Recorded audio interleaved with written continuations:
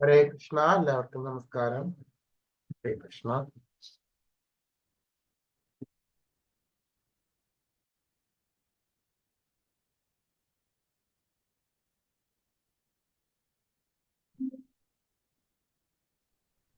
हरे कृष्ण प्रभु जी। ഹരേ കൃഷ്ണ.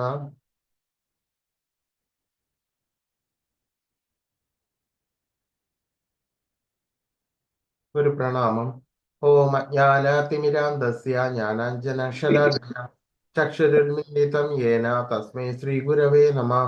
ശ്രീചൈതന്യമനോഭീഷ്ടം സ്ഥാപിതം യേന ഭൂതലേ സ്വയം രൂപകഥാ മഹ്യം ദദാതി സ്വപദാന്തികം. വന്ദേഹം ശ്രീഗുരു ശ്രീയുതപദകമലം ശ്രീഗുരുൻ വൈഷ്ണവാംശ ശ്രീരൂപം സകൃജാതം സഗണരഘുനാഥാന്വിതം തം സജീവം സാദ്വൈതം സാവധൂതം പരിജനസഹിതം കൃഷ്ണചൈതന്യദേവം ശ്രീരാധാകൃഷ്ണപാദാൻ സഗണ ലളിതാ ശ്രീ വിശാഖാന്വിതാംശ. നമ ഓം വിഷ്ണുപാദായ കൃഷ്ണപ്രേഷ്ഠായ ഭൂതലേ ശ്രീമതേ ഭക്തിവേദാന്ത സ്വാമിനെ ഇതി നാമിനെ. നമസ്തേ സാരസ്വതേ ദേവി ഗൗരവാണി പ്രചാരിണേ സർവശേഷാശൂന്യവാദി പാശ്ചാത്യദേശധാരിണേ വാഞ്ചാകൽപതരുഭ്യശ്ച കൃപാ സിന്ധുഭ്യ ഏവ ച പതിതാനാം പാവനേഭ്യോ വൈഷ്ണവേഭ്യോ നമോ നമഃ. हे कृष्ण करुणा सिंधु दीनबंधो जगल्पते गोपेश गोपिका कांता राधा कांत नमोस्तुते सप्तकांचन गौरांगी राधे वृंदावनेश्वरी वृषभानुसुते देवी प्रणमामि हरिप्रिये. जय श्री कृष्ण चैतन्य प्रभु नित्यानंद श्री अद्वैत गदाधरा श्रीवासादि गौर भक्तवृंद. हरे कृष्णा कृष्ण कृष्णा हरे हरे हरे राम राम हरे हरे. हरे कृष्णा कृष्ण कृष्ण हरे हरे हरे राम राम हरे हरे.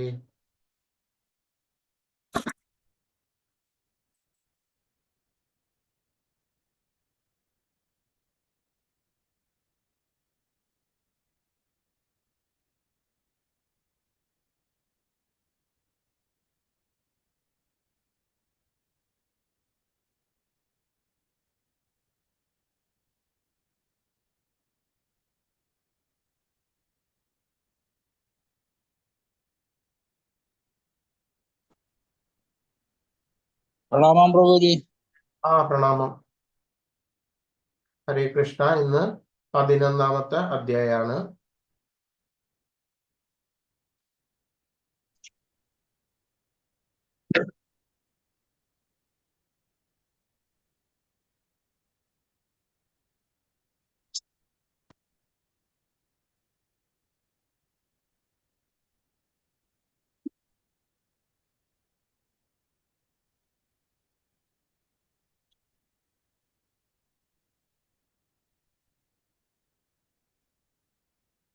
പതിനൊന്നാമത്തെ അധ്യായം വിശ്വരൂപ ദർശനം.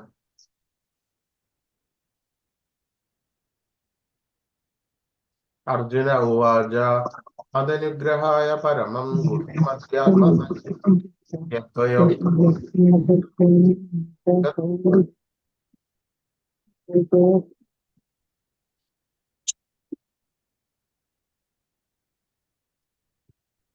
അർജുനൻ പറഞ്ഞു, ഗുഹ്യങ്ങളായ ആധ്യാത്മിക വിഷയങ്ങളെ കുറിച്ച് അങ്ങ് എനിക്ക് ദയാപൂർവം നൽകിയ ഉപദേശങ്ങൾ കേട്ടതിനാൽ എന്റെ വ്യാമോഹങ്ങൾ ഇപ്പോൾ തീർന്നിരിക്കുന്നു എന്ന് പറയുന്നു.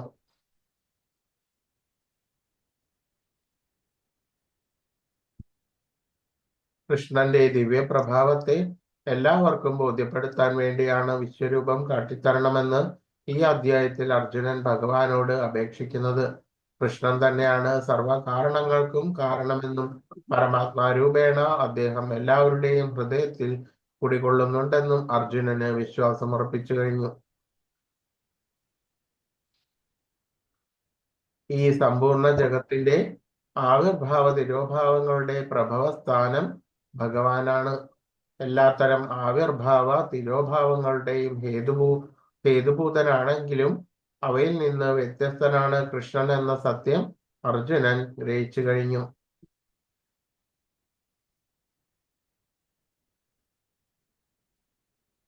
ഭവാപ്യയഭൂതാനാം ശ്രുതോ വിസ്തരശോ മയാ തത്വകമലപത്രാക്ഷ മാഹാത്മ്യമഭിശാവ്യയം.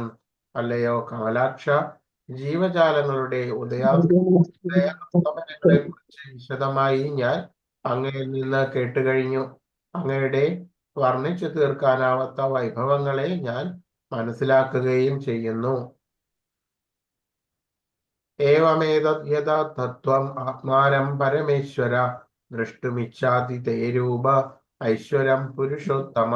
ഹേ പരമ പുരുഷോത്തമ, ഹേ പരമ്പൊരുളെ, അങ്ങ് തന്നെ സ്വയം വിവരിച്ചതുപോലെയുള്ള അവിടത്തെ യഥാർത്ഥമായ സ്ഥിതിയിൽ ഞാൻ അങ്ങയെ എന്റെ മുന്നിൽ കാണുന്നുവെങ്കിലും ഈ വിശ്വാവിഷ്കാരത്തിലെങ്ങും അങ്ങ് ഉൾച്ചേർന്ന് നിൽക്കുന്നതെങ്ങനെയാണെന്ന് കാണാൻ എനിക്ക് ആഗ്രഹം ഉണ്ട്. അങ്ങയുടെ ആ രൂപം എനിക്ക് കാണണം. അപ്പോൾ അർജുനൻ ഭഗവാനോട് പറയാണ്, ശരിയായിട്ടുള്ള ആ വിശ്വരൂപം കാണണം എന്ന് ഭഗവാനോട് അർജുനൻ പറയുകയാണ്. ഭാവിയിൽ പലതരത്തിലുള്ള അവതാര പുരുഷനുണ്ടെന്ന് നടിക്കുന്ന ചിലരുണ്ടാകുവാൻ സാധ്യതയുണ്ട്. അത് ഒരു മാനദണ്ഡം എന്ന നിലയിലും ഇത് ഉപയുക്തമാകാൻ അർജുനൻ ചിന്തിച്ചിരിക്കണം. അല്ലാതെ തന്റെ വിശ്വാസത്തെ സ്ഥിരീകരിക്കാൻ അദ്ദേഹത്തിന് ഈ ദർശനം ആവശ്യമുണ്ടായില്ല. അപ്പോൾ ഭഗവാനെ കുറിച്ച് വളരെ നിശ്ചയമായും വളരെ നല്ല ഉന്നത ബോധമുണ്ടായിരുന്നു ആർക്ക്? അർജുനന്. എങ്കിൽ പോലും ഇത്തരത്തിലുള്ള ദാർശനികമായിട്ടുള്ള തത്വങ്ങളെല്ലാം അർജുനൻ ഭഗവാനിൽ നിന്ന് കേട്ടപ്പോൾ അത് മറ്റുള്ളവർക്കും കൂടിയിട്ട് അതിന് ഒരു സ്ഥിരീകരണം ആവശ്യം ഉണ്ടെന്ന് തോന്നിയതിനാൽ മറ്റു ജനങ്ങൾക്ക് മനുഷ്യന്മാർക്ക് വേണ്ടിയിട്ട് അർജുനൻ ഭഗവാനോട് ആവശ്യപ്പെട്ടതാണ് ആ വിശ്വരൂപ ദർശനം. എന്തെന്നാൽ ദാർശനികമായിട്ടുള്ള തത്വങ്ങളെ സ്ഥിരീകരിക്കാൻ അത് ആവശ്യമായിട്ടുണ്ടായിരുന്നു. കൃഷ്ണൻ എന്ന് താൻ ആവശ്യപ്പെടുന്നവർ ഈ വാദത്തിന്റെ യാഥാർത്ഥ്യം തെളിയിക്കാൻ ജനസമക്ഷം വിശ്വരൂപ ദർശനം നൽകുവാൻ സന്നദ്ധരാകണം. അപ്പോൾ ചിലവർ ഇപ്പോൾ മനുഷ്യനായിട്ട് പോലും ഞാൻ ഇത്ര ദിവ്യശക്തിയുള്ള ആളുകളാണ്, ഞാൻ തന്നെയാണ് ഭഗവാൻ എന്നൊക്കെ പറഞ്ഞിട്ട് ഈ കലിയുഗത്തിലും പലതരത്തിലുള്ള മനുഷ്യ ദൈവങ്ങളെല്ലാം ഇറങ്ങിയിട്ടുണ്ട്. അപ്പോൾ അത്തരത്തിലുള്ള ആളുകൾക്ക് ഒരു സ്ഥിരീകരണം എന്ന നിലയ്ക്ക് വേണ്ടിയിട്ട് അവർക്കും അങ്ങനെയുള്ള ഒരു ഭഗവാനാണെങ്കിൽ ആ വിശ്വരൂപം അവർക്കും കാണിക്കുവാൻ വേണ്ടിയിട്ട് സാധിക്കും. അതല്ലാത്ത പക്ഷം അത് അത് ചതിയായിട്ടുള്ള അങ്ങനെയുള്ള അല്ലാത്ത തരത്തിലുള്ള യഥാർത്ഥമല്ല എന്നുള്ളത് നമ്മൾ മനസ്സിലാക്കണം. ശ്രീകൃഷ്ണ ഭഗവാനെ ഭൗതിക ഇന്ദ്രിയങ്ങളാൽ കാണാനോ കേൾക്കാനോ മനസ്സിലാക്കാനോ ഗ്രഹിക്കാനോ ആർക്കും സാധിക്കുകയില്ല. ആദ്യം മുതൽക്കേ പ്രേമപൂർണമായ അതീന്ദ്രിയ സേവനം നിർവഹിച്ചു പോരുന്ന ഭക്തന് മാത്രം ഭഗവത് ദർശനം സിദ്ധിക്കും. അപ്പോൾ ഭഗവാനെ കുറിച്ച് ഭൗതിക കേന്ദ്രങ്ങളിൽ കാണാനോ കേൾക്കാനോ മനസ്സിലാക്കാനോ ഗ്രഹിക്കാനോ ആർക്കും സാധിക്കുകയില്ല. ശരി, ഭൗതിക രീതിയിൽ നിൽക്കുന്ന ഒരാൾക്ക് ഒരിക്കലും അവിടത്തെ കുറിച്ച് യഥാർത്ഥത്തിൽ ഗ്രഹിക്കുവാൻ സാധ്യമല്ല. എന്തുകൊണ്ടാണത്? എന്തുകൊണ്ടാണ് ഗ്രഹിക്കുവാൻ സാധ്യമല്ലാത്തത്?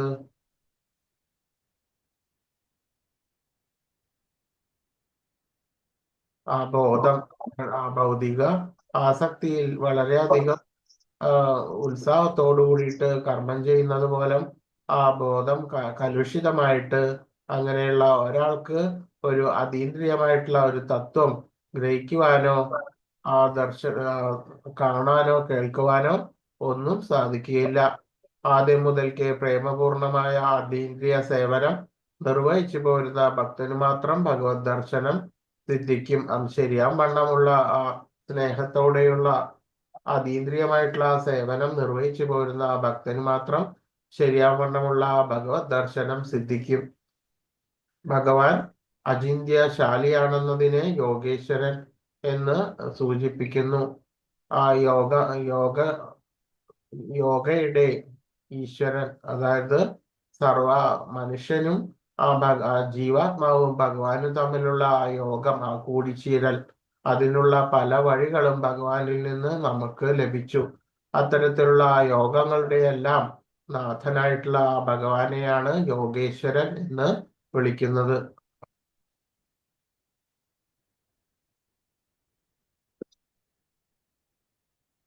മന്യസേ യദി തച്ഛക്യം മയാ ദൃഷ്ടുമിതി പ്രഭോ യോഗേശ്വര തതോ മേ ത്വം ദർശയാത്മാനമവ്യയം.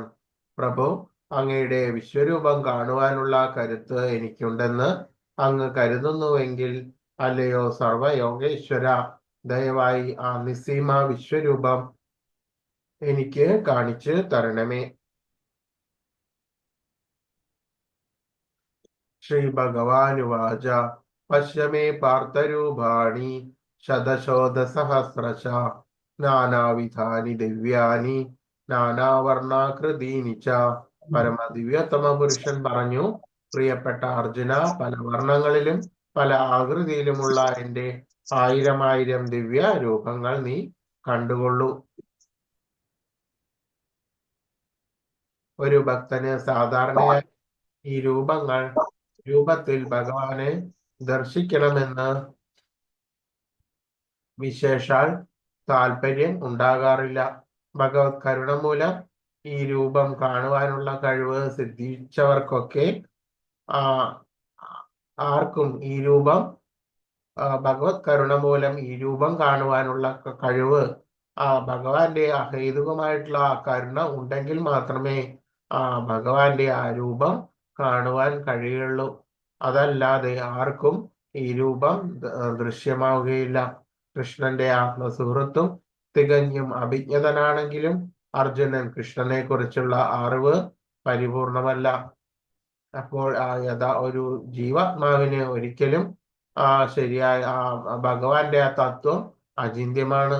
ഒരിക്കലും പരിമിതമായിട്ടുള്ള അറിവ് മാത്രമേ നമുക്ക് ലഭിക്കുകയുള്ളൂ. ശരിയായ ആ പരിപൂർണമായിട്ടുള്ള തത്വം ഒരു ജീവാത്മാവിന്റെ ആ കാലുഷ്യങ്ങളെല്ലാം നീങ്ങി ശരിയാവണ്ണമുള്ള ആ ജ്ഞാനം ലഭിക്കുമ്പോൾ മാത്രമാണ് ഭഗവാന്റെ ആ കാരുണ്യം മൂലം ഭഗവാനെ കുറിച്ച് ശരിയായിട്ടുള്ള ജ്ഞാനം ഉണ്ടാകുന്നത്. ഭഗവാന്റെ നാനാരൂപങ്ങളെയും ആവിർഭാവങ്ങളെയും പൂർണ്ണമായി കേട്ടിട്ടോ അറിഞ്ഞിട്ടോ ഉള്ള മനുഷ്യരില്ല. ശരിയാവണ്ണം പരിപൂർണമായിട്ടുള്ള ഭഗവത് തത്വം ശരിയാവണ്ണം അറിഞ്ഞ മനുഷ്യർ ഇല്ല.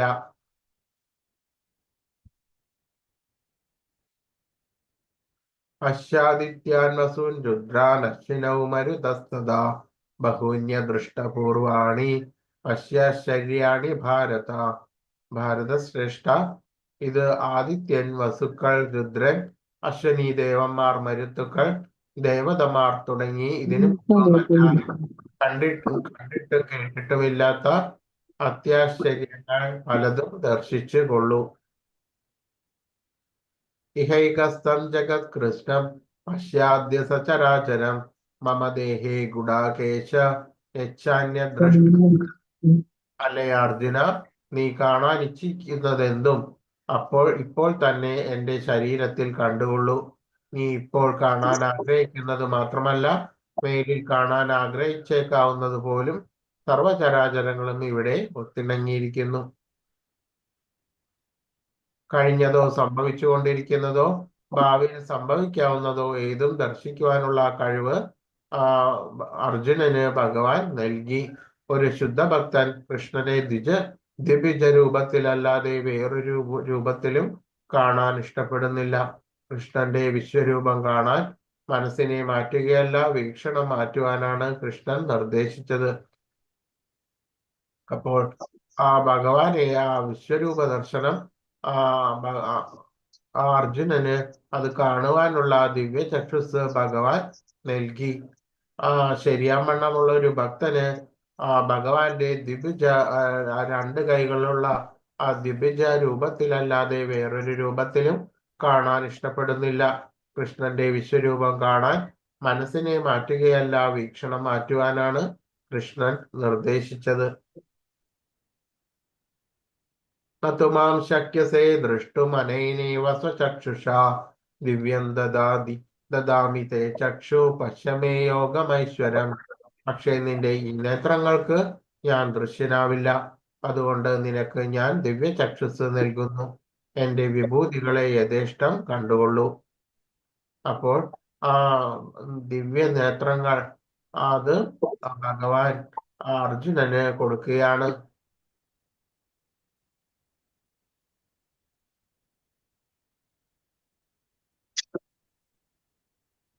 ഏവമുക്ത്വാ തതോ രാജൻ മഹായോഗേശ്വരോ ഹരി ദർശയാമാസ പാർത്ഥായ പരമം രൂപമൈശ്വരം. സഞ്ജയൻ പറഞ്ഞു, അല്ലയോ രാജാവേ, ഇങ്ങനെ പറഞ്ഞിട്ട് യോഗേശ്വരനായിട്ടുള്ള കൃഷ്ണ ഭഗവാൻ തന്റെ ദിവ്യമായിട്ടുള്ള വിശ്വരൂപം അർജുനന് പ്രത്യക്ഷപ്പെടുത്തി.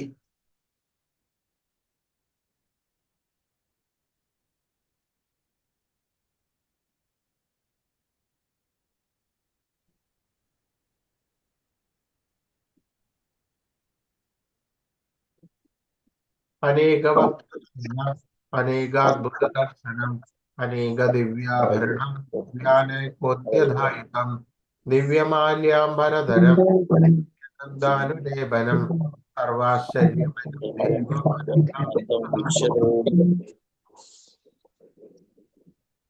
ആ വിശ്വവ്യാപ്തമായ ആ രൂപത്തിൽ എണ്ണമറ്റ മുഖങ്ങളും കണ്ണുകളും എണ്ണമറ്റ അത്ഭുത ദൃശ്യങ്ങളും അർജുനൻ കണ്ടു. അനേകം ദിവ്യാഭരണങ്ങളാൽ അലങ്കൃതമായിട്ടുള്ള ആ രൂപം അനേകം ദിവ്യായുധങ്ങൾ ഉയർത്തിപ്പിടിച്ചിരിക്കുന്നു. ദിവ്യങ്ങളായ പുഷ്പമാല്യങ്ങളും വസ്ത്രങ്ങളും അണിഞ്ഞിരിക്കുന്നു.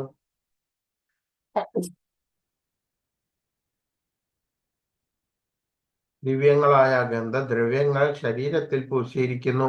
അത്ഭുതാവഹവും തേജോമയവും അമേയവും സർവവ്യാപ്തവുമാണ് ഈ രൂപം. അപ്പോൾ ആ ഭഗവാന്റെ ശരിയായിട്ടുള്ള ആ വിശ്വരൂപം ആ ഭഗവാൻ അർജുനന് കാണിച്ചു കൊടുക്കുന്ന രംഗമാണ് ഇവിടെ കാണുന്നത്. ആ വിശ്വവ്യാപ്തമായിട്ടുള്ള രൂപത്തിൽ എണ്ണമറ്റ മുഖങ്ങളും കണ്ണുകളും എണ്ണമറ്റ അത്ഭുത ദൃശ്യങ്ങളും അതീന്ദ്രിയ ദൃശ്യങ്ങളും എല്ലാം അർജുനൻ കണ്ടു. അനേക ദിവ്യ ആഭരണങ്ങളാൽ അലങ്കൃതമായിട്ടുള്ള ആ രൂപം അനേക ദിവ്യ ആയുധങ്ങൾ ഉയർത്തിപ്പിടിച്ചിരിക്കുന്നു. ദിവ്യങ്ങളായിട്ടുള്ള പുഷ്പമാല്യങ്ങളും വസ്ത്രങ്ങളും അണിഞ്ഞിരിക്കുന്നു. ദിവ്യമായിട്ടുള്ള ഗന്ധ ദ്രവ്യങ്ങൾ ശരീരത്തിൽ പൂശിയിരിക്കുന്നു. അത്ഭുതാവഹവും തേജോമയവും അമേയവും സർവവ്യാപ്തമായിരുന്നു ആ രൂപം. പ്രപഞ്ചത്തിലെങ്ങുമായി ചിതറിക്കിടക്കുന്ന ഈ ആവിഷ്കാരങ്ങൾ കൃഷ്ണന്റെ കാരുണ്യത്തിൽ ഒരിടത്ത് ഇരുന്നു കൊണ്ട് തന്നെ അതെല്ലാം ഒരേ സമയം കാണാൻ അർജുനന് സാധിച്ചു. കൃഷ്ണന്റെ മഹാപ്രഭാവമാണ് ഇതിന് കാരണം.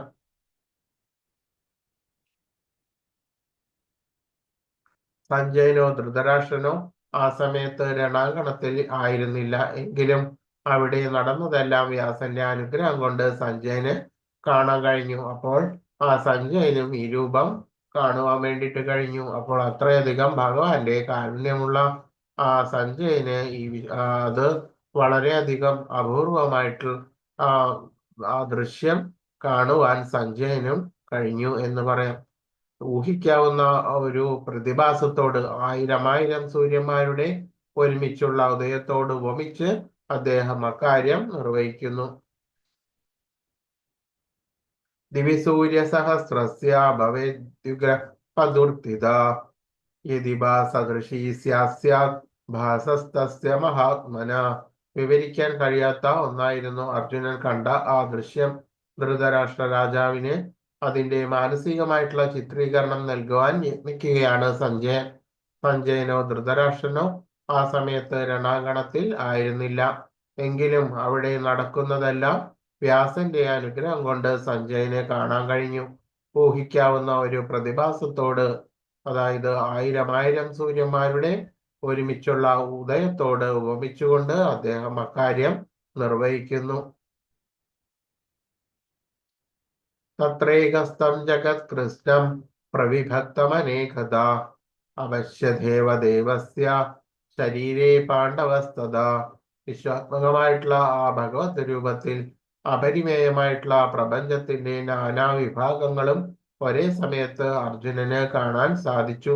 അപ്പോൾ ഈ ഭൂമിയിലേതല്ല, ആ പ്രപഞ്ചത്തിന്റെ തന്നെ പലതരത്തിലുള്ള ആ ദിവ്യമായിട്ടുള്ള പലതരത്തിലുള്ള രൂപങ്ങളും അർജുനന് കാണാൻ സാധിച്ചു. ആ ദിവ്യരൂപത്തിൽ ആ ഭഗവാന്റെ ഭഗവാന്റെ തന്നെ അംശങ്ങളായിട്ടുള്ള ആ, ആ, നരസിംഹം, ആ, അതുപോലെ തന്നെ മറ്റു പലത്തിലുള്ള വൈഷ്ണവ രൂപങ്ങൾ, മറ്റ് ദേവന്മാരുടെയും മഹർഷിമാരുടെയും നാഗങ്ങൾ എന്നിവ എല്ലാം തന്നെ പല പല ഉത്കൃഷ്ടമായിട്ടുള്ള ലോകങ്ങളിൽ വസിക്കുന്ന ദിവ്യങ്ങളായിട്ടുള്ള ആ വ്യക്തികളെയും എല്ലാം അർജുനൻ ഭഗവാനിൽ ദർശിക്കുകയാണ് ചെയ്തത്. അർജുനൻ മാത്രമല്ല കൃഷ്ണന് ദിവ്യദൃഷ്ടി നൽകിയത്. യുദ്ധരംഗത്തിൽ മറ്റുള്ളവരാരും കൃഷ്ണന്റെ വിശ്വരൂപം കാണുന്നില്ല. അർജുനന് മാത്രമാണ് ഭഗവാൻ ആ ദിവ്യ ചക്ഷുഷ് നൽകിയത്. അതുകൊണ്ട് യുദ്ധരംഗത്ത് വേറെ ആരും ഈ വിശ്വരൂപം കാണുന്നില്ല. അതുപോലെ സഞ്ജയനും ആ ദിവ്യരൂപം കണ്ടു. ഈ ബന്ധം സൗഹൃദത്തിൻ്റെതല്ല, ആദരങ്ങളുടേതാണ്. അപ്പോൾ ആ ഭഗവാന്റെ വിശ്വരൂപം കണ്ടപ്പോൾ ആശ്ചര്യവും ആദരവും ഭയവും വിഭ്രാന്തിയും എല്ലാം മാറി മാറി അർജുനന് ഉണ്ടാകുന്നു എന്ന് പറയുന്നു. ശാസ്ത്രങ്ങളിൽ 12 വിധം മൗലിക ബന്ധത്തെക്കുറിച്ച് പ്രതിപാദിച്ചിട്ടുണ്ട്. എല്ലാവിധ ബന്ധങ്ങളുടെയും സാഗരമാണ് കൃഷ്ണൻ. എല്ലാ ബന്ധങ്ങളുടെയും ഉൽപ്പത്തിയും സാഗരം, ആ ബന്ധങ്ങളുടെ എല്ലാം സാഗരവും കൃഷ്ണനാണ്. തതസ്സ വിസ്മയാ വിഷ്ണു ഹൃഷ്ടരോമാ ധനഞ്ജയ പ്രണമ്യ ശിരസാ ദേവം കൃതാഞ്ജലിരഭാഷത. പിന്നെ അർജുനൻ പരിഭ്രാന്തനായി വിസ്മയാധീനനായി രോമാഞ്ചം പൂണ്ട് കൃഷ്ണന്റെ മുന്നിൽ ശിരസ് കുനിച്ച് തൊഴുതു കൊണ്ട് ഇങ്ങനെ പറഞ്ഞു. അർജുന ഉവാച പശ്യാമി ദേവാംസ്തവ ദേവദേഹേ സർവാംസ്തദാ ഭൂതവിശേഷ സംഘാൻ ബ്രഹ്മാണമീശം കമലാസനസ്ഥം ഋഷീംശ സർവാനുരഗാംശ ദിവ്യാൻ. അർജുനൻ പറയാണ്, കൃഷ്ണ, അവിടുത്തെ ശരീരത്തിൽ സകല ദേവന്മാരെയും മറ്റ് സകല ജീവജാലങ്ങളെയും ഞാൻ കാണുന്നു. ഈ പ്രപഞ്ചത്തിലുള്ള സർവ്വ ജീവജാലങ്ങളും അർജുനൻ ഭഗവാനിൽ ദർശിച്ചു. മാത്രമല്ല താമരപ്പൂവിൽ ഇരുന്നരുളുന്ന ബ്രഹ്മദേവൻ, അതുപോലെ ശിവൻ, ഋഷികൾ, ദിവ്യ സർപ്പഗണങ്ങൾ എന്നിവരെയെല്ലാം ഭഗവാനിൽ അർജുനൻ ദർശിച്ചു. ഗർഭോദകശായി വിഷ്ണുവിന് മെത്തയായുള്ള ആ ദിവ്യ സർപ്പത്തിന്റെ പേരാണ് വാസുകി. ഗർഭോദകശായി വിഷ്ണു മുതൽ പ്രപഞ്ച സർഗത്തിന്റെ മുകൾ നിലയിൽ സൃഷ്ടികർത്താവായി ബ്രഹ്മാവിന്റെ ഇരിപ്പിടമായിട്ടുള്ള ആ കമലാകൃതിയിലുള്ള ഗ്രഹം വരെ അർജുനൻ കാണുന്നുണ്ട്. എല്ലാ ഉത്കൃഷ്ടമായിട്ടുള്ള ലോകങ്ങളും ആ ലോകങ്ങളിലെ ദിവ്യമായിട്ടുള്ള രൂപങ്ങളും എല്ലാം തന്നെ ഭഗവാൻ അർജുനന് ഭഗവാന്റെ ആ വിശ്വരൂപത്തിൽ കാണിച്ചു. പരംപുരുഷനായിട്ടുള്ള ശ്രീകൃഷ്ണ ഭഗവാൻ ആനന്ദരൂപനാണ്. അദ്ദേഹത്തിലൂടെ സർവ പ്രപഞ്ചങ്ങളും കാണുവാൻ സാധിക്കുന്നു. അനേക ബാഹൂദര വക്രനേത്രം പശ്യാമി ത്വം സർവതോനന്ദരൂപം നന്ദം ന മദ്യം ന പുനസ്തവാദീം പശ്യാമി വിശ്വേശ്വര വിശ്വരൂപ. അല്ലയോ ജഗന്നാഥ വിശ്വരൂപ, അങ്ങയുടെ ശരീരത്തിലെ എല്ലായിടത്തും എണ്ണമറ്റ കൈകളും ഉദരങ്ങളും വായ്കളും കണ്ണുകളും ഉരുത്തിരിഞ്ഞു വരുന്നു. ഇവയ്ക്ക് അവസാനമില്ല. ആദിയോ മധ്യമോ അന്തമോ കാണുന്നില്ല. അപ്പോൾ ആ സൃഷ്ടിയും സ്ഥിതിയും സംഹാരവും എല്ലാം തന്നെ ഭഗവാനിൽ അർജുനൻ കാണുന്നു. പലതരത്തിലുള്ള കൈകളും എണ്ണമറ്റ കൈകളും ഉദരങ്ങളും വായ്കളും എല്ലാം ഉരുത്തിരിഞ്ഞു വരുന്നു. അതുപോലെ തന്നെ അവസാനിക്കുകയും ചെയ്യുന്നു. ഇത് അനന്തമായിട്ട് വന്നുകൊണ്ടേയിരിക്കുന്നു. ഇതിന് ആദിയോ മധ്യമോ അന്തമോ ഒന്നും തന്നെ കാണുന്നില്ല എന്ന് പറയുന്നു. കിരീടിനം ഗതിനം ചക്രിണം ച തേജോരാശിം സർവതോ ദീപ്തിമന്ദം പശ്യാമി ത്വം ദുർനിരീക്ഷ്യം സമന്ത ദീപ്താനുലർക്യാദ്ദിതിമപ്രമേയം. ആളിക്കത്തുന്ന അഗ്നിയുടെയും മധ്യാഹ്ന സൂര്യന്റെയും പ്രകാശം പോലെ ചൂടെ പരക്കുന്നതും കണ്ണഞ്ചിപ്പിക്കുന്നതുമായിട്ടുള്ള ആ മഹാജ്യോതിസ് കൊണ്ട് ദുർദൃശ്യമാണ് അങ്ങയുടെ ഈ രൂപം. എങ്കിലും അനേക വിധത്തിലുള്ള കിരീടങ്ങളും ഗദകളും ചക്രങ്ങളും ധരിച്ചിട്ടുള്ള തേജോമയമായിട്ടുള്ള ഈ രൂപം ഞാൻ എവിടെയും കാണുന്നു. അപ്പോൾ ആ ആളിക്കത്തുന്ന അഗ്നിയുടെയും മധ്യാഹ്ന സൂര്യത്തിന്റെയും വളരെ ജ്യോതിസായിട്ടുള്ള ആ കണ്ണഞ്ചിപ്പിക്കുന്ന മഹാജ്യോതി രൂപം അർജുനൻ കാണുകയാണ്. എങ്കിലും അനേക വിധത്തിലുള്ള കിരീടങ്ങളും ഗദകളും ചക്രങ്ങളും ധരിച്ചിട്ടുള്ള ഈ രൂപം എല്ലായിടത്തും സർവ്വദിക്കിലും അർജുനന്റെ ആ വിശ്വരൂപം അല്ല, ഭഗവാന്റെ ആ വിശ്വരൂപം അർജുനൻ ദർശിക്കുകയാണ്. ത്വമക്ഷരം പരമം വേദിതവ്യം ത്വമസ്യ വിശ്വസ്യ പരം നിധാനം ത്വമവ്യയ ശാശ്വത ധർമ്മഗുപ്ത സനാതനസ്ത്വം പുരുഷോ മതോ മേ. ആദിമമായിട്ടുള്ള പരമലക്ഷ്യം അങ്ങാണ്. ഈ ജഗത്തിന്റെ അന്തിമ വിശ്രമസ്ഥാനവും അങ്ങ് തന്നെ. അവ്യയനും പുരാതനനും ശാശ്വത ധർമ്മത്തിന്റെ സംരക്ഷകനുമായിട്ടുള്ള ചിത് പുരുഷൻ അങ്ങാണെന്ന് ഞാൻ വിശ്വസിക്കുന്നു. അപ്പോൾ അർജുനന് വളരെയധികം വിശ്വാസമുണ്ട്. ആ യാഥാർത്ഥ്യത്തോടുകൂടി മനസ്സിലായിട്ടുണ്ട് എന്ത് ആദിമമായിട്ടുള്ള എല്ലാ മനുഷ്യരും എത്തേണ്ട പരമലക്ഷ്യം ഭഗവാനായിട്ടുള്ള അങ്ങയാണ് എന്നും ഈ ജഗത്തിന്റെ അന്തിമ വിശ്രമസ്ഥാനവും അങ്ങ് തന്നെ. ഈ ജഗത്തിന്റെ സൃഷ്ടിയും സ്ഥിതിയും വിശ്രമസ്ഥാനവും അതുമാതിരി തന്നെ സംഹാരവും എല്ലാം തന്നെ ആ ഭഗവാനിലാണ് നടക്കുന്നത്. അതെല്ലാം തന്നെ അതിന്റെ ഉത്ഭവവും നിയന്ത്രണവും എല്ലാം തന്നെ ഭഗവാനിലാണ്. അവ്യയനും പുരുഷനും പുരാതനനും ശാശ്വത ധർമ്മത്തിന്റെ സംരക്ഷകനുമായിട്ടുള്ള ഒരിക്കലും ചിന്തിക്കാൻ പറ്റാത്തതും സനാതനുമായിട്ടുള്ള ഭഗവാൻ ധർമ്മ സംരക്ഷകനുമായിട്ടുള്ള ചിത്പുരുഷൻ ഭഗവാൻ തന്നെയാണെന്ന് അർജുനൻ വിശ്വസിക്കുന്നു. അനാദിമദ്യാന്തം അനന്തവീര്യം അനന്തബാഹും ശശിസൂര്യനേത്രം പശ്യാമി ത്വാം ദീപ്തഹുതാശവക്ത്രം തേജസാ വിശ്വമിതം തബന്ധം. അവിടേക്ക് തുടക്കമോ മധ്യമോ അവസാനമോ ഒന്നുമില്ല. അമേയമാണ് അങ്ങയുടെ രൂപം. അപ്പോൾ പരിമിതമല്ലാത്ത ആ ഭഗവാന്റെ പ്രഭാവം അർജുനൻ കാണുന്നു. തുടക്കമോ മധ്യമോ അവസാനമോ ഒന്നും തന്നെ ഭഗവാനിൽ ദർശിക്കുക. അനന്തമായിട്ടുള്ള രൂപങ്ങളാണ് ഭഗവാനിൽ അർജുനൻ ദർശിക്കുന്നത്. അനേകം കൈകളും സൂര്യചന്ദ്രന്മാരാകുന്ന കണ്ണുകളും അങ്ങേക്കുണ്ട്. വായിൽ നിന്ന് തീ പാളുന്നു. അങ്ങയുടെ തേജസ്സാൽ ലോകമെമ്പാടും ജ്വലിക്കുന്നതായി ഞാൻ കാണുന്നു. എല്ലാ ഗോളങ്ങളെയും തേജഗോളങ്ങളെയും സൃഷ്ടിക്കുകയും പരിപാലിക്കുകയും നിലനിർത്തുന്നതും അത് കഴിഞ്ഞാൽ അത് ഭഗവാനിലേക്ക് തന്നെ എടുക്കുന്നതും അത്തരത്തിലുള്ള അനന്തമായിട്ടുള്ള ആ പ്രപഞ്ചങ്ങൾ ഉത്ഭവിക്കുകയും സ്ഥിതി ചെയ്യുന്നതും അത് പിന്നെ അത് നശിക്കുകയും ഭഗവാനിൽ തന്നെ അത് ലയിക്കുകയും അത്തരത്തിലുള്ള ദർശനം ഭഗവാനിൽ അർജുനൻ കാണുകയാണ്.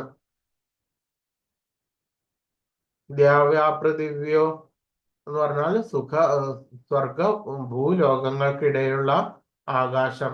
സ്വർഗത്തിനും ഭൂമിയുടെയും ഇടയിലുള്ള ആകാശം, അതാണ് ദ്യാവ പൃഥിവ്യോ. ദ്യ എന്ന് പറഞ്ഞാല് സ്വർഗം, പൃഥിവി ഭൂലോകം. അപ്പോ ദ്യാവ പൃഥിവ്യോ, ലോകത്രയം എന്നീ വാക്കുകൾ ശ്രദ്ധേയമാണ്. അർജുനൻ മാത്രമല്ല ഭഗവാന്റെ വിശ്വരൂപം കണ്ടത്, മറ്റ് ഗ്രഹവ്യൂഹങ്ങളിലുള്ളവരും കാണുന്നുണ്ട് എന്ന് അവ സ്പഷ്ടമാകുന്നു. അപ്പോൾ ഈ ഭൂമിയില് ആ സമയത്ത് വിശ്വരൂപം കണ്ടിട്ടുള്ളത് അർജുനൻ കണ്ടു, അതുപോലെ തന്നെ സഞ്ജയൻ കണ്ടു. അതുമാതിരി അതേപോലെയുള്ള ദിവ്യഗ്രഹങ്ങളിലുള്ള ഉത്കൃഷ്ട ലോകങ്ങളിലുള്ള മഹർഷിമാരും മറ്റ് ഉത്കൃഷ്ട വ്യക്തികളും എല്ലാം തന്നെ ആ ഭഗവാന്റെ വിശ്വരൂപം ആ സമയം ദർശിച്ചു. മറ്റുള്ള ഗ്രഹവ്യൂഹങ്ങളിലുള്ളവരും ആ ഭഗവാന്റെ ദിവ്യ ദർശനം കാണുകയുണ്ടായി എന്ന് സ്പഷ്ടമാകുന്നു. അർജുനന്റെ വിശ്വരൂപം ഒരു സ്വപ്നം ആയിരുന്നില്ല.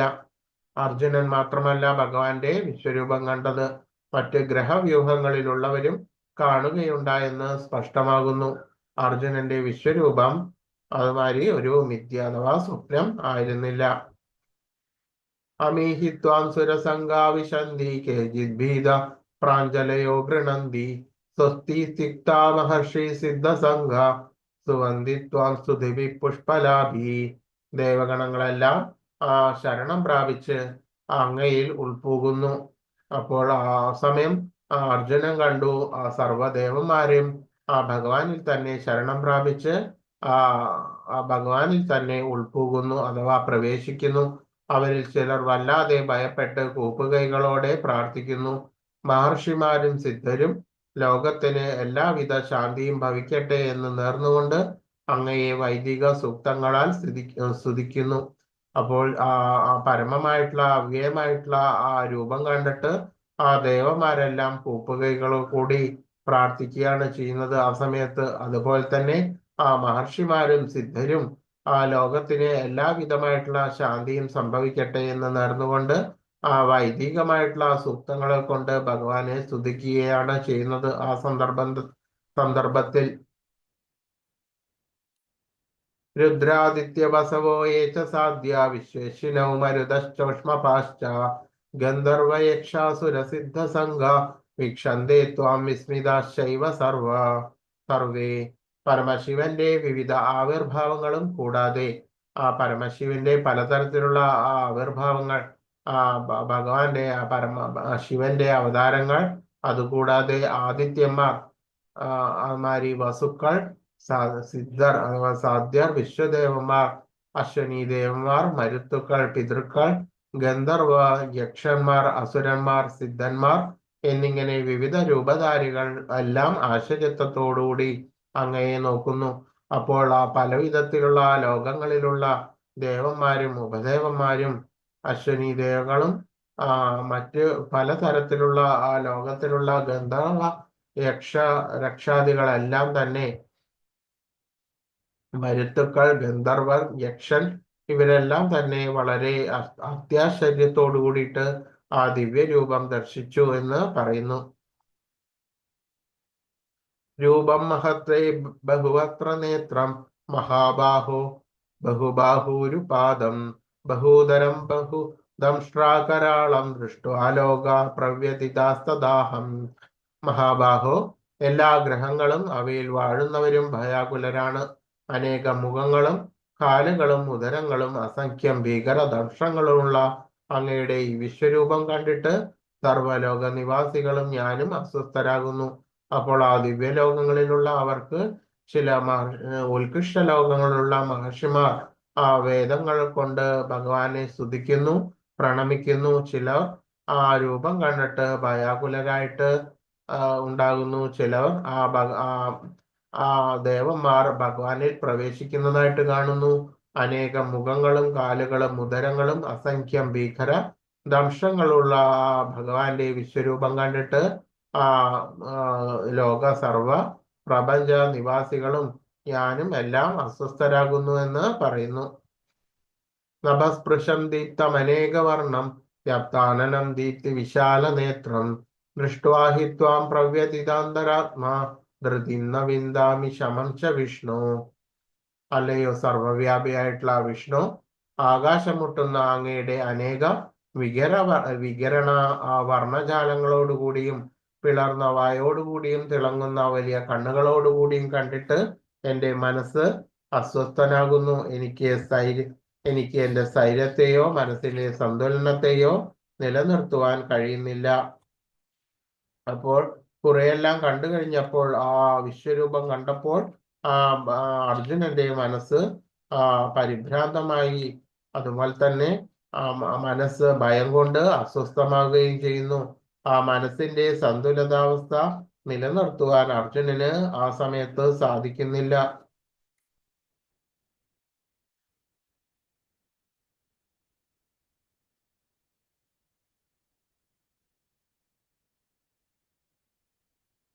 ആ ലോകനാഥനായിട്ടുള്ള ദേവദേവ പ്രസാദിക്കണേ. പാളുന്ന ആ കാലാഗ്നി ജ്വാലകളെ പോലെ ഇരിക്കുന്ന കരാളങ്ങളായിട്ടുള്ള അങ്ങയുടെ മുഖം കണ്ടിട്ട് ആ അർജുനന് സമനില തെറ്റുന്നു, ദിഗ്ഭ്രമം അനുഭവപ്പെടുന്നു എന്ന് പറയുന്നു. ദംഷ്ട്രാകരാളാനി ചതേ മുഖാനി ദൃഷ്ടൈവ കാലാനലസന്നിഭാനി ദിശോ ന ജാനേ ന ലഭേ ച ശർമ്മ പ്രസീദ ദേവേശ ജഗന്നിവാസ. ലോകാധിനാഥനായിട്ടുള്ള ദേവദേവ പ്രസാദിക്കണേ. പാളുന്ന കാലാഗ്നിജ്വാലകളെ പോലെ ഇരിക്കുന്ന ദംഷ്ട്രാകരാളങ്ങളായിട്ടുള്ള അങ്ങയുടെ മുഖങ്ങൾ കണ്ടിട്ട് എനിക്ക് സമനില തെറ്റുന്നു, ദിഗ്ഭ്രമം അനുഭവപ്പെടുന്നു എന്ന് പറയുന്നു.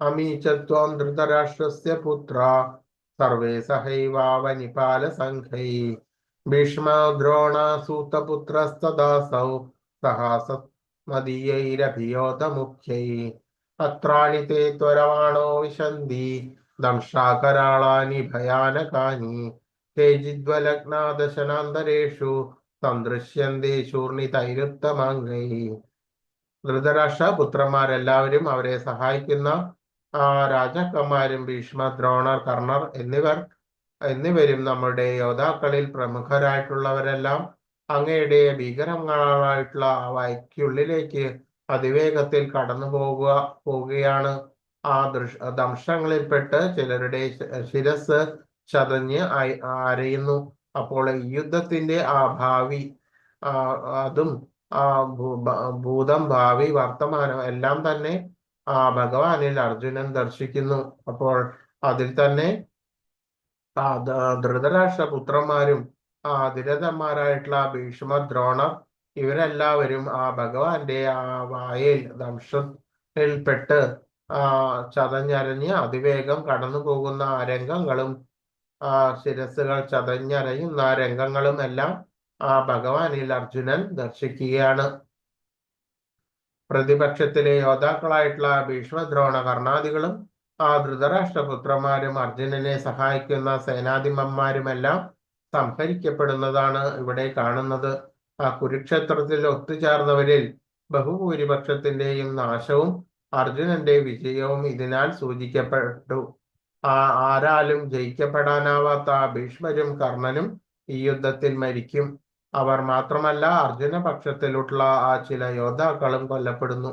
അപ്പോൾ ഇത്തരത്തിലുള്ള യുദ്ധത്തിന്റെ ഭാവി അത് ഏത് രീതിയിലാണ്, എത്ര പേരാണ്, എങ്ങനെയാണ് മരിക്കുന്നത്, ഏതൊക്കെ ഉള്ള ഭാവി, യുദ്ധത്തിന്റെ ഭാവി എല്ലാം അർജുനൻ ഭഗവാനിൽ ദർശിച്ചു. ധൃതരാഷ്ട്രപുത്രന്മാർ ഭീഷ്മ ദ്രോണ കർണാദികൾ ഇവരെല്ലാവരും ഭഗവാനിൽ ദംശകരാളത്തിൽപ്പെട്ട് ശിരസ് ചതഞ്ഞരഞ്ഞ് പോകുന്നത് രംഗങ്ങളെല്ലാം അർജുനൻ ഭഗവാനിൽ ദർശിച്ചു. അതുപോലെ തന്നെ പാണ്ഡവപക്ഷത്തുള്ള യോദ്ധാക്കളുടെയും നാശവും അർജുനൻ ഭഗവാനിൽ കണ്ടു.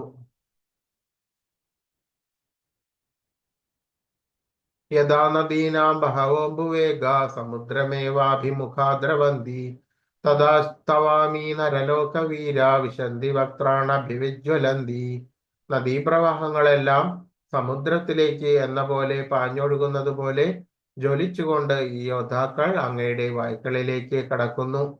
അപ്പോൾ നദികളും എല്ലാ തരത്തിലുള്ള ജലാശയങ്ങളും എല്ലാം സമുദ്രത്തിലേക്ക് എങ്ങനെ എത്തുന്നു എന്ന പോലെ യുദ്ധത്തിൽ പങ്കെടുക്കുന്ന യോദ്ധാക്കൾ എല്ലാം തന്നെ മൃത്യുവിന്റെ കരാളമായിട്ടുള്ള ഭഗവാന്റെ വായിലേക്ക് കടക്കുന്നു. അഥവാ മൃത്യുവിനെ വരിക്കുന്ന രംഗങ്ങളെല്ലാം അർജുനൻ കാണുകയാണ്.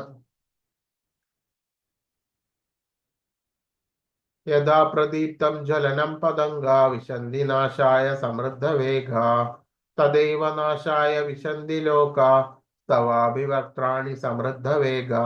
ഈയാമ്പാറ്റകൾ അതിവേഗത്തിൽ പറന്ന് എങ്ങനെയാണ് കത്തിയെരിയുന്ന തീയിൽ വീഴുന്നുവോ അങ്ങനെയാണ് ഇവരെല്ലാം ഭഗവാന്റെ വക്ത്രത്തിൽ വീണ് നശിക്കുന്നത്. ആ ദേഹത്തിൽ അവിടെ വീണെന്ന് ഭഗവാനിൽ നശിക്കുന്നത് കാണുന്നത്. ഒരു ഉപമ പറയാണ്, എങ്ങനെയാണ് ഒരു ആളിക്കത്തുന്ന തീയിൽ എങ്ങനെയാണോ ജീവികൾ ഈയാമ്പാറ്റകളെല്ലാം വീണ് നശിക്കുന്നത്, അതേ രീതിയിൽ തന്നെ ഭഗവാന്റെ അത്യധികം ഉജ്ജ്വലമായിട്ടുള്ള വക്ത്രത്തിൽ അഥവാ ദേഹത്തിൽ അവരെല്ലാവരും വീണ് നശിക്കുന്ന രംഗമാണ് അർജുനൻ കാണുന്നത്.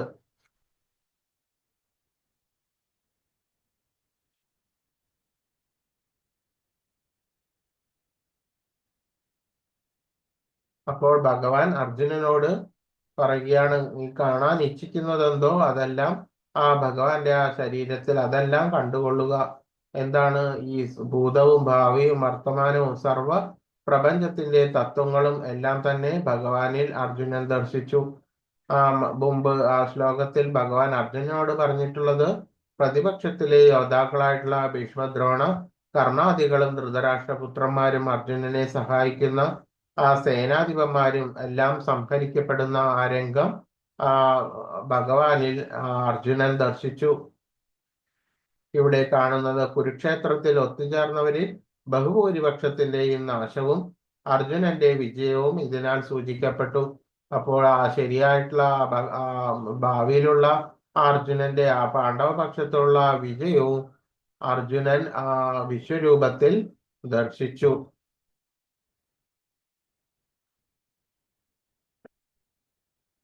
ആരാലും ജയിക്കപ്പെടാനാവാത്ത ഭീഷ്മരും കർണനും പോലും ഈ യുദ്ധത്തിൽ മരിക്കും.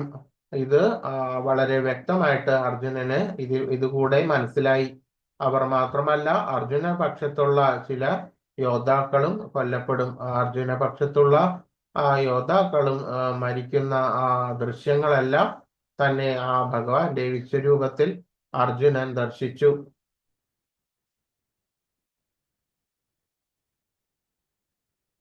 നദീപ്രവാഹങ്ങളെല്ലാം സമുദ്രത്തിലേക്ക് എന്ന പോലെ പാഞ്ഞൊഴുകുന്നത് പോലെ ജ്വലിച്ചുകൊണ്ട് ഈ യോദ്ധാക്കൾ അങ്ങയുടെ വായ്ക്കുള്ളിലേക്ക് കടക്കുന്നു എന്ന് പറയുന്നു.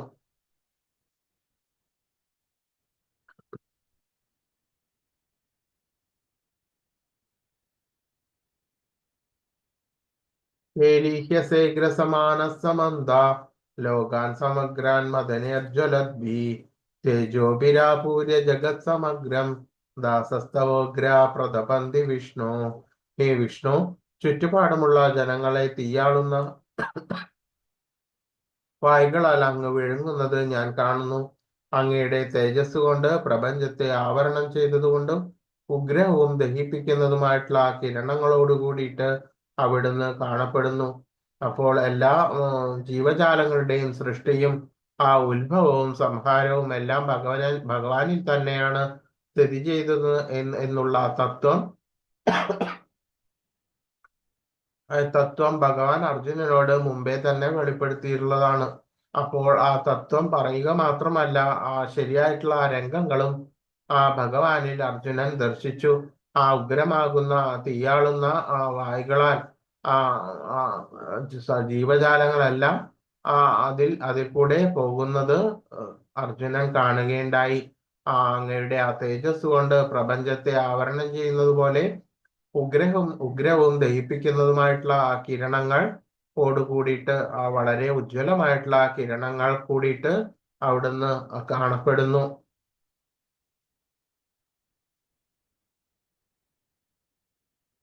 ആഖ്യാഹിമേകോ ഭവാനുഗ്രരൂപോ നമോസ്തു തേ ദേവവരപ്രസീത വിജ്ഞാതമിച്ഛാമി ഭവാന്തമാദ്യം നഹി പ്രജാനാമി തവ പ്രവൃത്തിം.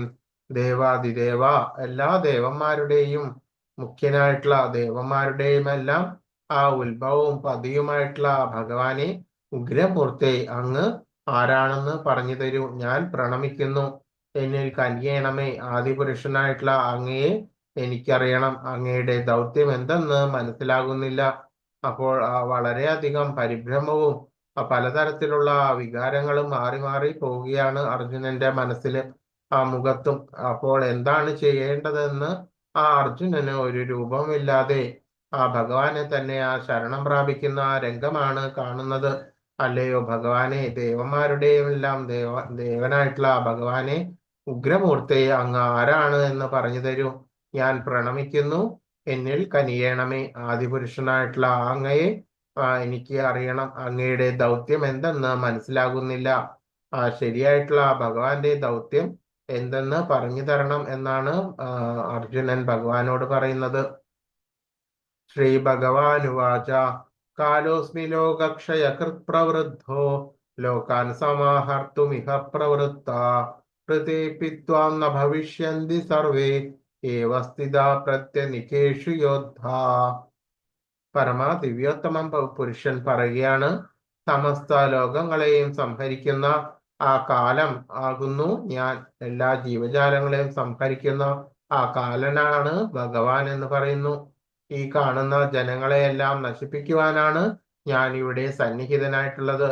അപ്പോൾ ഭഗവാന്റെ ആ ശരിയായിട്ടുള്ള ആ ദർശനം, ആ പ്ലാനിങ് അനുസരിച്ചിട്ടാണ് ഈ ആ ജഗത്തിൽ ഭൂമിയിലെ സർവ്വ ദുഷ്ടന്മാരും ഒരു സ്ഥലത്ത് തന്നെ കൂടിയിരിക്കുന്നത്.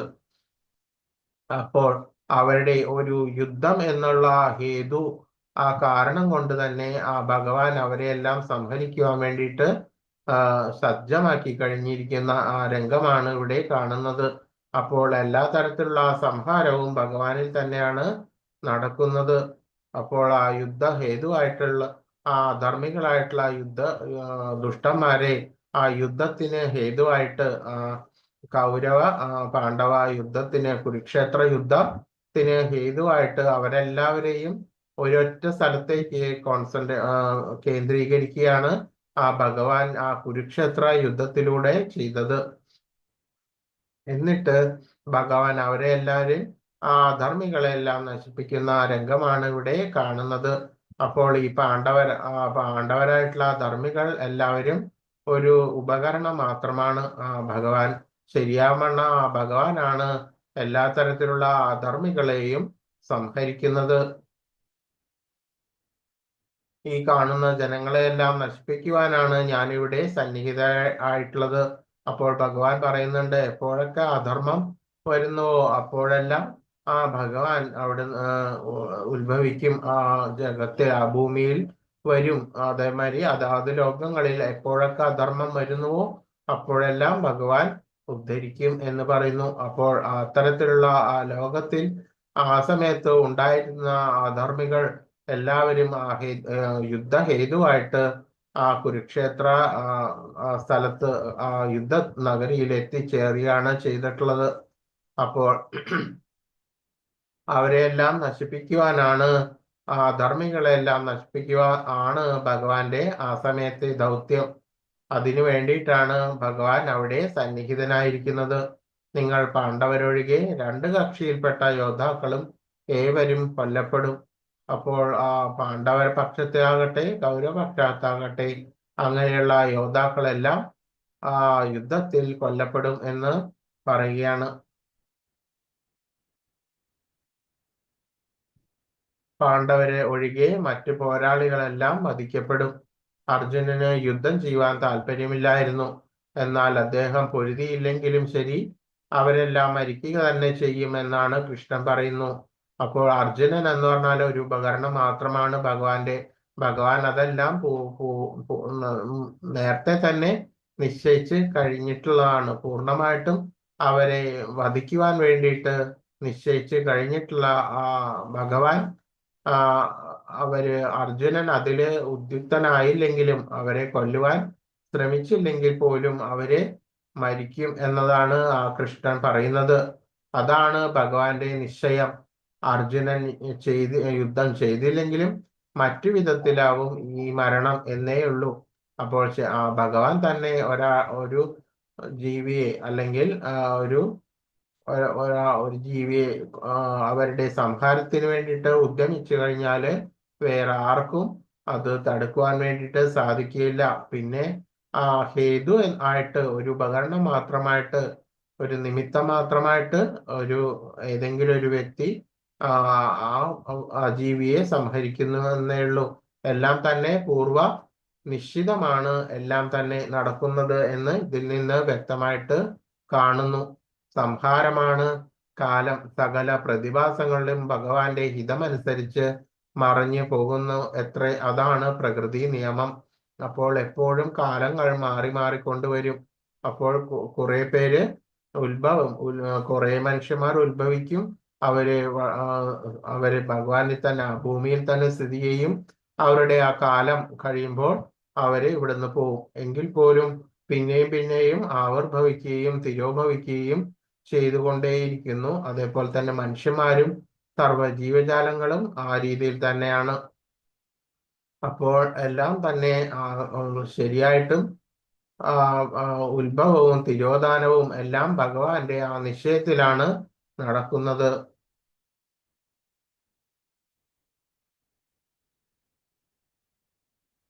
വിഷ്ണു, ചുറ്റുപാടുമുള്ള ജനങ്ങളെ തീയാളുന്ന വായ്കളാൽ അങ്ങ് വിഴുങ്ങുന്നത് ഞാൻ കാണുന്നു. അങ്ങയുടെ തേജസ് കൊണ്ട് പ്രപഞ്ചത്തെ ആവരണം ചെയ്തുകൊണ്ട് ഉഗ്രവും ദഹിപ്പിക്കുന്നതുമായിട്ടുള്ള ആ കിരണങ്ങൾ ആയിട്ട് അവിടുന്ന് കാണപ്പെടുന്നു എന്ന് അർജുനൻ പറയുകയാണ്.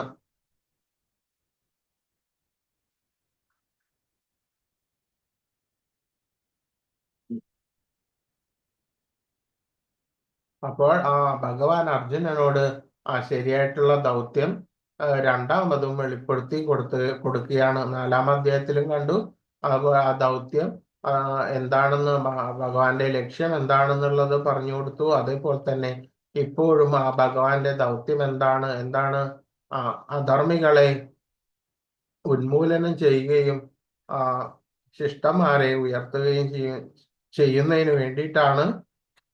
അതാണ് ഭഗവാന്റെ ദൗത്യം.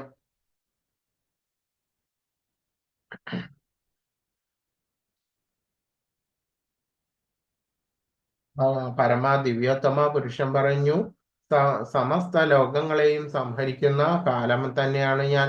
ഈ കാണുന്ന ജനങ്ങളെയെല്ലാം നശിപ്പിക്കുവാനായിട്ടാണ് വന്നിരിക്കുന്നത്, അഥവാ സന്നിഹിതനായിട്ടുള്ളത്. നിങ്ങൾ പാണ്ഡവരൊഴികെ 2 കക്ഷിയിൽപ്പെട്ട യുദ്ധയോദ്ധാക്കളും കൊല്ലപ്പെടുമെന്ന് പറഞ്ഞത് അതെല്ലാം പൂർവനിശ്ചിതമായിട്ടുള്ള കാര്യങ്ങളാണ്.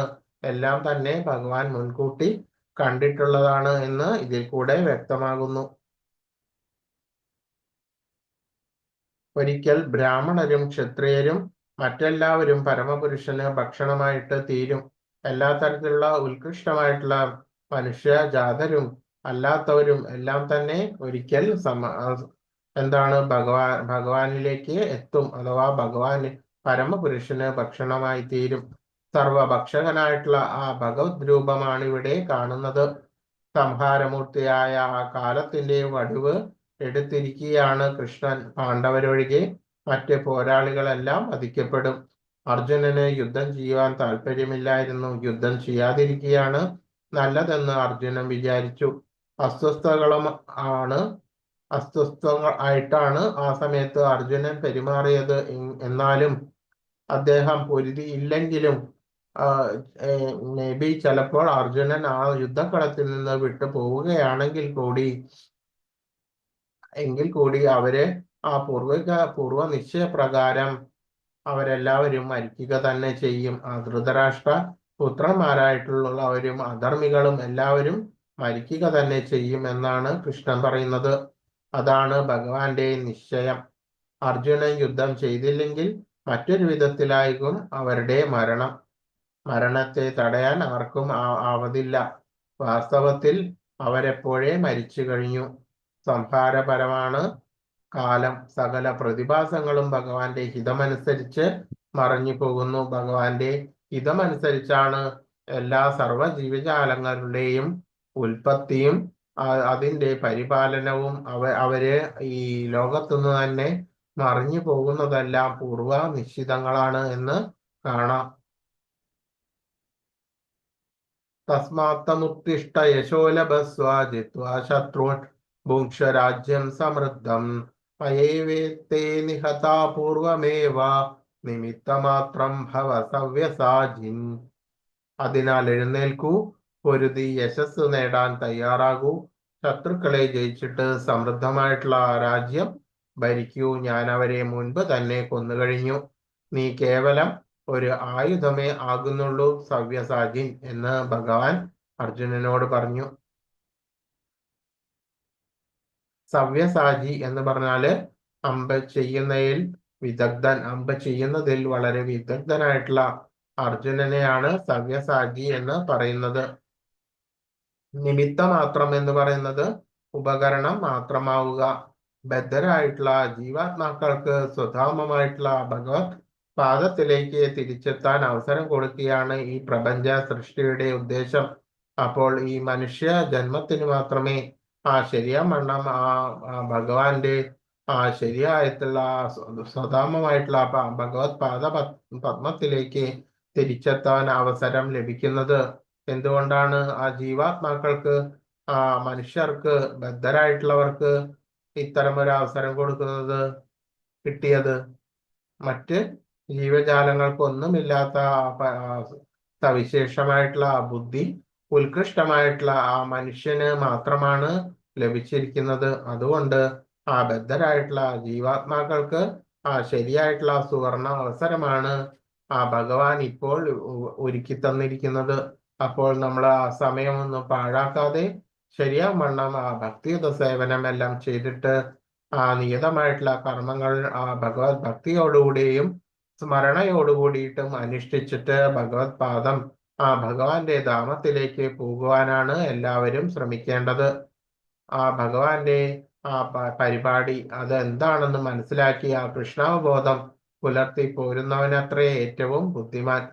ശരിയാവണ്ണം പൂർവ്വനിശ്ചിതമായിട്ടുള്ള കർമ്മങ്ങളെല്ലാം തന്നെ നിയാമികമായിട്ടുള്ള കർമ്മങ്ങളായിട്ട് നമുക്ക് വന്നിട്ടുള്ളതാണ്. അപ്പൊ അതെല്ലാം ശരിയാവണ്ണം ഭഗവത് സ്മരണയോട് കൂടിയിട്ട് ചെയ്തിട്ട് യാതൊരു തരത്തിലുള്ള ദ്വന്ദ്ങ്ങളും സംഘങ്ങളും പ്രവർത്തികളിൽ ഇല്ലാതെ നവവിധ ഭക്തിയോട് കൂടിയിട്ട് ചെയ്ത് തീർക്കുകയാണ് ബുദ്ധിമാന്മാർ.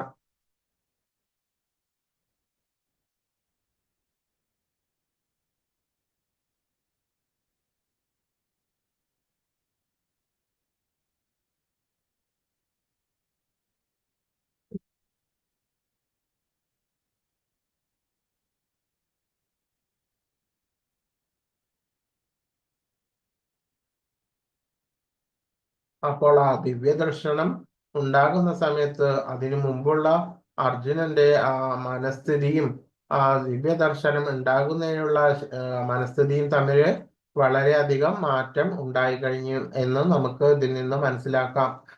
ദിവ്യദർശനം ഉണ്ടാകുമ്പോൾ തന്നെ അർജുനന് കൃഷ്ണനുമായിട്ടുള്ള ബന്ധത്തിൽ വലിയൊരു മാറ്റം വന്നു കഴിഞ്ഞു.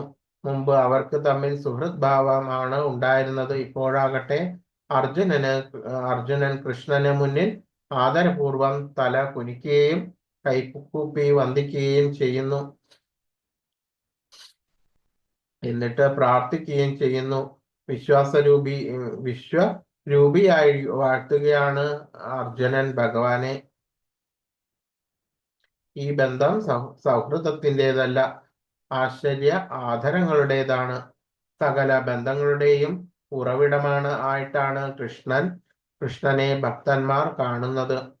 ശാസ്ത്രങ്ങളിൽ 12 വിധം മൗലിക ബന്ധങ്ങളെക്കുറിച്ച് പ്രതിപാദിച്ചിരിക്കുന്നു. കൃഷ്ണനിൽ അവ എല്ലാമുണ്ട്. ജീവാത്മാക്കൾക്ക് തമ്മിലോ ദേവന്മാർക്ക് തമ്മിലോ ഭഗവാനും ഭക്തന്മാർക്ക് തമ്മിലോ ഉണ്ടാകുന്ന എല്ലാ ബന്ധങ്ങളുടെയും സാഗരമാണ്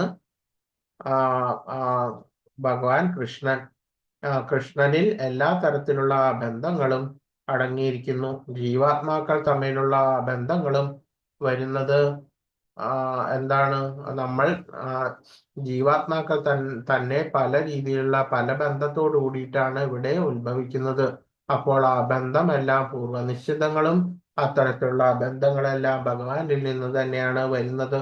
അതുപോലെ തന്നെ അവരുടെ ജീവാത്മാക്കളുടെ ആരാധന വാസനയ്ക്കനുസരിച്ചിട്ടുള്ള ആരാധനയും ഉപദേവന്മാരുമായിട്ടുള്ള ബന്ധവും അതും എല്ലാം തന്നെ ഒരു ജീവാത്മാവും ഉത്കൃഷ്ടനായിട്ടുള്ള ദേവനും തമ്മിലുള്ള ബന്ധവും നിശ്ചയദാർഢ്യവും അത്തരത്തിലുള്ള പ്രവർത്തന ബന്ധം ഉണ്ടാക്കിയെടുക്കുന്നതും എല്ലാം തന്റെ പൂർവ്വനിശ്ചിതമാണ് എന്ന് കാണുന്നു.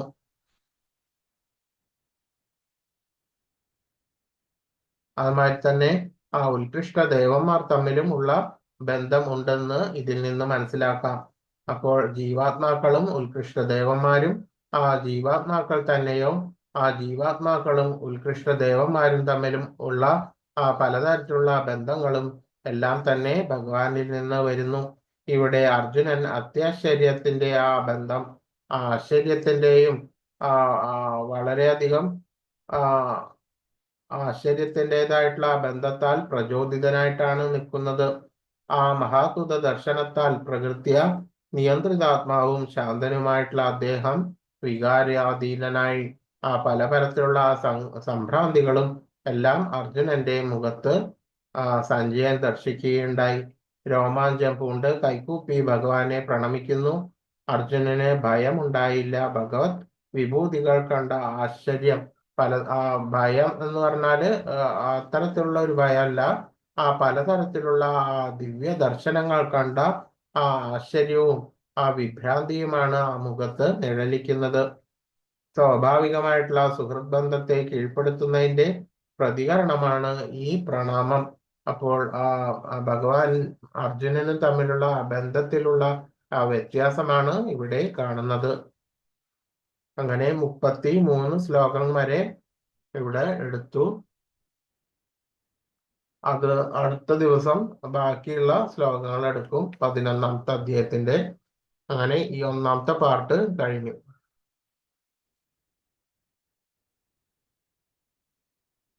ഹരേ കൃഷ്ണ. ഹരേ കൃഷ്ണ. അപ്പൊ ഈ ഹരേ കൃഷ്ണ. ഹരേ കൃഷ്ണ. ഈ ടോപ്പിക്കിൽ എന്തെങ്കിലും അറിയാനുണ്ടെങ്കിലോ നോട്ട് ചെയ്ത് വെച്ചിട്ടുണ്ടെങ്കിലോ ചോദിക്കാം.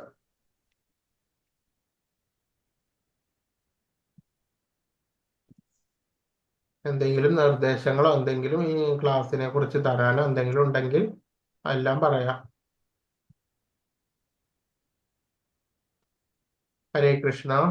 വാഞ്ചാകൽപതരുഭ്യശ്ച കൃപാ സിന്ധുഭ്യേവ ച പതിതാനാം പാവനേഭ്യോ വൈഷ്ണവേഭ്യോ നമോ നമഃ. അനന്തകോടി വൈഷ്ണവേഭ്യോ നമഃ. ശ്രീല പ്രഭുപാദ് കി ജയ്.